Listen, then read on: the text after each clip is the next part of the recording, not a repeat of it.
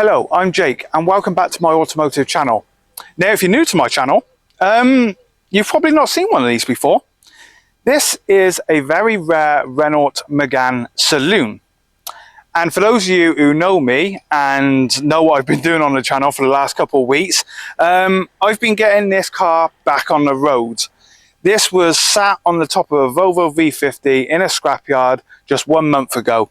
And I'm happy to say that the car is now here and taxed. Before this car was taxed and put back on the road, there was only 6 97s left in the UK on UK roads. Now there's 7, and I also own a 1998 Megane Saloon, and that's one of 6 in the UK and one of 1 left in the Berliner blue. Now, I'm doing this video today because I want to clear up some questions about how I ended up buying it from the scrap, because in the UK, usually if the car goes to the scrap yard, they're deemed scrap and, you know, you can't buy them no more. It's technically illegal to sell the car back to the public. And also, I'm going to show you some things that I do need to get sorted. But I'm happy to say that it went to its first show on the Sunday just past at Hanley Farm, and it was very well received. I want to thank you all for coming up and talking about the car. I did put some quick notes in the window on a piece of paper, just the reason why I got it and how I ended up with it and everything. And just for those of you who are new to me, my first childhood memory of a car was my mum's 97 RN, Renault Megane Saloon. Exactly the same as this, just finished in maroon, and the RNs had the black bumpers. This one is an RT 1.6E. Now from the front, they look like your normal Mark 1 Renault Megane coupe or hatchback or even the convertible. But the Saloon is a 4-door, 5-seater and quite a big car, but not overly heavy. They're just over a ton, which is information I needed to know when I was picking this up from the scrapyard, because I had to hire a transporter. Now, if you're new to my channel, this is probably the first time you're seeing this car. Let me just rewind a couple months ago. This car was listed on Marketplace for sale. The seller never got back to me or a few other people in the Renault club. Eventually, I gave up, and then one day I thought I'd try my chance on something else he had for sale. I dropped in a question, if you still got the Renault. Nope, scrapped. So I had to then track down the scrappy. Couple of hours in the day, took me all day more or less, but I did find a scrappy.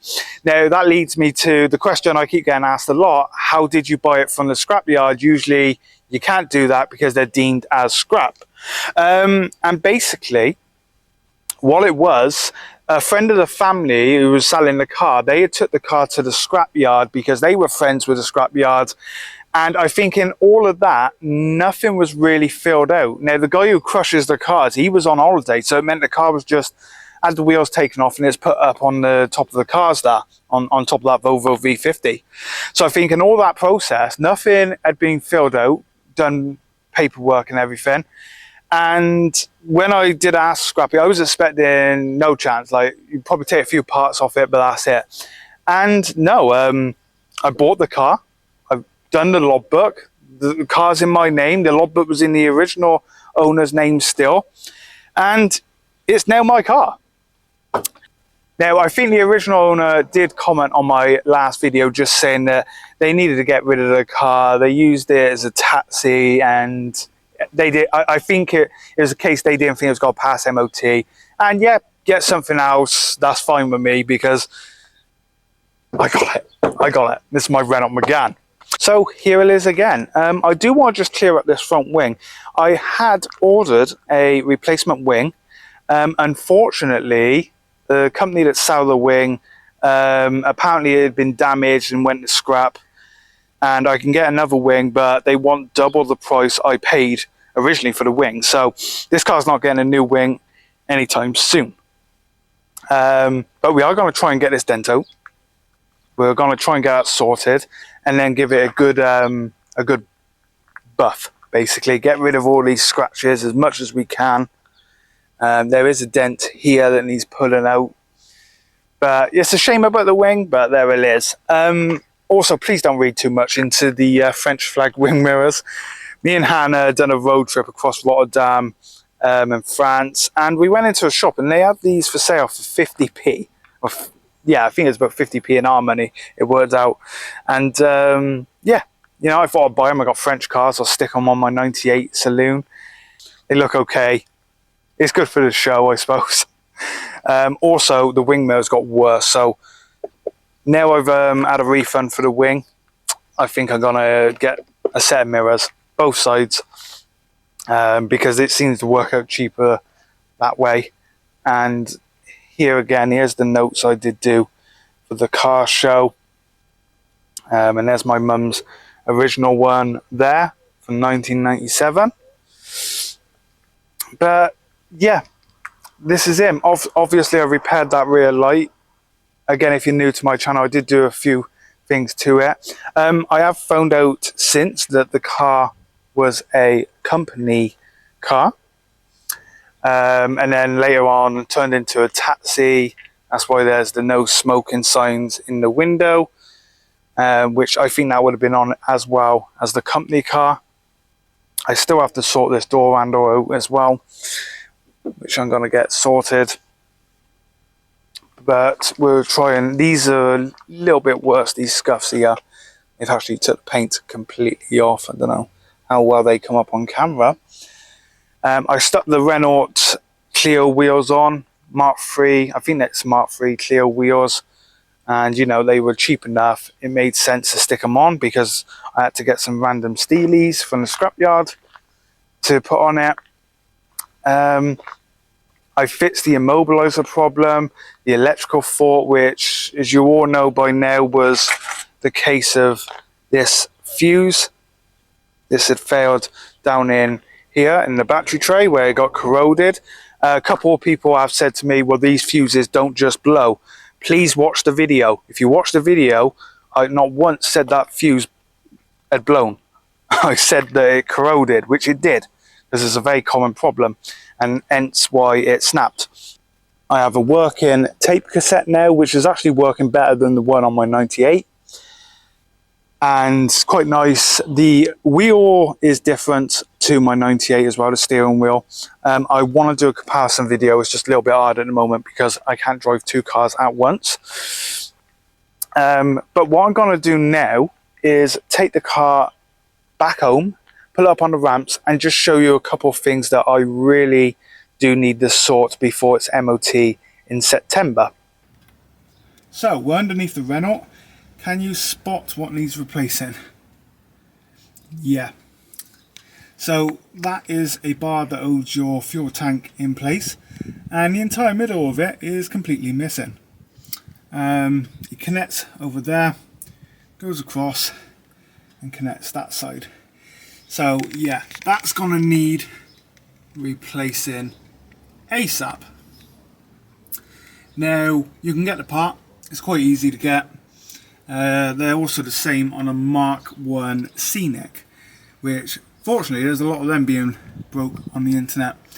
So I'm going to get that one sorted. Also, the exhaust is held up with about 200 zip ties, and I want to get that sorted. That's a must. The exhaust is rubbing somewhere down here, so from there to there. Now on my 98 he does rub on the axle slightly, so he did. He kept rubbing and I managed to fix it, but yeah, something's rubbing across here, so we got to look into that whilst we when we're sorting that one out. Also, just down there where my finger is, the heat shield was damaged by the forklift. Now obviously it was in a scrapyard, so there was going to be damage done to the underside when it's being moved, but fortunately that's it.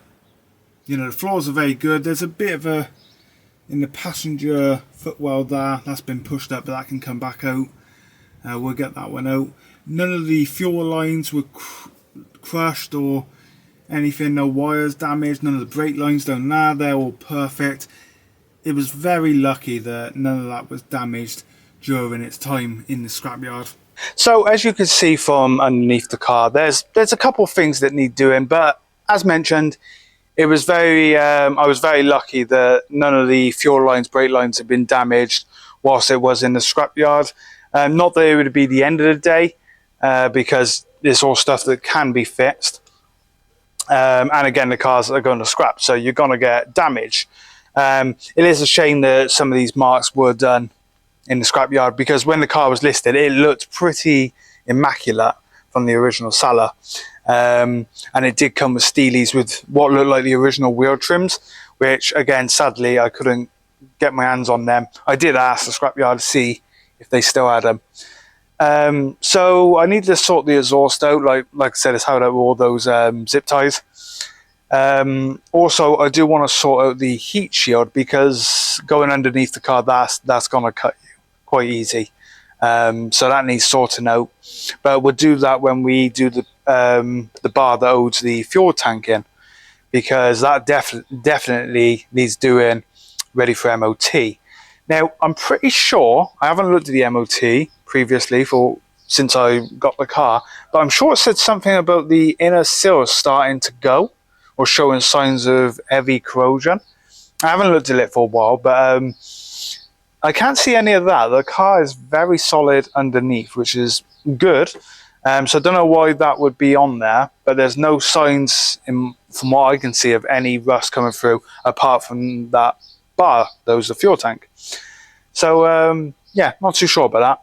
But that's it. This is my 97 Megane that I saved from scrap. And once again, thank you so much. The praise I've had for saving the car from scrap. Loads of people have said, why are more people not doing this? As I mentioned earlier, with scrapyard, it's very different. I think I was in the right place at the right time, and because the paperwork hadn't been done, it meant that I could buy the car back. It was basically just buying the car as you would any other car and putting my name on it and that. Where if it was done probably correctly, then it wouldn't have been possible, obviously. So I find myself very fortunate with that. And again, thank you for the praise. And it's something I want to do again, because, you know, this car's on the road now and it can do everything the blue one can. So, you know, why go and buy a brand new car when you can do that for not even half the price, not even 5% of the price of a modern car these days. And I get a lot of people, they like the new stuff and want to own the new stuff. It's just, I guess I'm stuck in the late 90s with these older cars, and I do get called quite a bit like, oh, that's a granddad car, that is. Maybe so, but I still love them. And I wish there was more on the UK roads. As I said, this is 1 of 7 now, was 1 of 6, because I got it back on the road, 1 of 7, and the blue one is 1 of 6. So, yeah. I want to thank you all again for the response on this car. Thank you for all the new subscribers. Plenty of more videos to come on it, but I'm heading back into the garage for the next couple of weeks to make a start on the classic Fiat 500. But I will be doing a few repairs on this and how-to videos at the same time, and I want to do a full service on it as well, ready for the MOT. So yeah, thank you all for watching. Please remember to like and subscribe, and I will see you again very soon with hopefully more on my cars. Thanks for watching. I'll see you all soon. Bye for now.